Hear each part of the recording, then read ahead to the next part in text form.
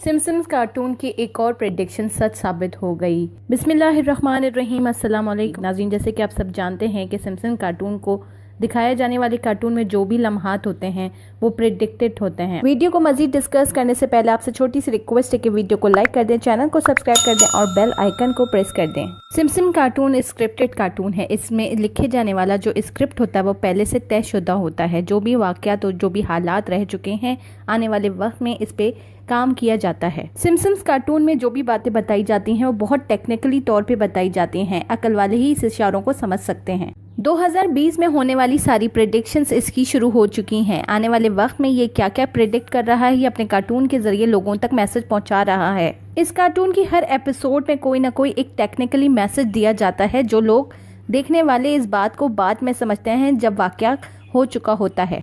इस कार्टून की एक सीजन एपिसोड में धमाके का भी जिक्र किया गया है, जो हाल ही में एक धमाका किया गया था बेरूत में। इस कार्टून की एपिसोड के एक सीजन में यूएई और अरब अमारात के भी जिक्र किया गया था, जो कि हाल में देखा जा रहा है कि वो वाकयात रोनुमा हो चुके हैं। इस कार्टून की एक टेक्नोलॉजी है जो वर्चुअल टेक्नोलॉजी को प्रमोट कर रहा है। हाल में हम अपने अगर एतराफ़ के लोगों को देखें तो वर्चुअल टेक्नोलॉजी बहुत ज़्यादा एडवांस होती चली जा रही है और लोग बेरोजगारी की तरफ जा रहे हैं। ये कार्टून अपनी तरफ से पूरी आगाही दे रहा है, मगर हर शख्स इस कार्टून की आगाही को समझ नहीं सकता। ये कार्टून प्रेडिक्टेड हरगिज नहीं है, ये कार्टून स्क्रिप्टेड है। जो भी मामलात हो चुके होते हैं इसके सीजन एपिसोड्स में वो मामलात हाल में सब नजर आ रहे हैं। इस कार्टून की ऐसी बहुत सारी प्रेडिक्शंस हैं जो अभी होना बाकी रह गई हैं।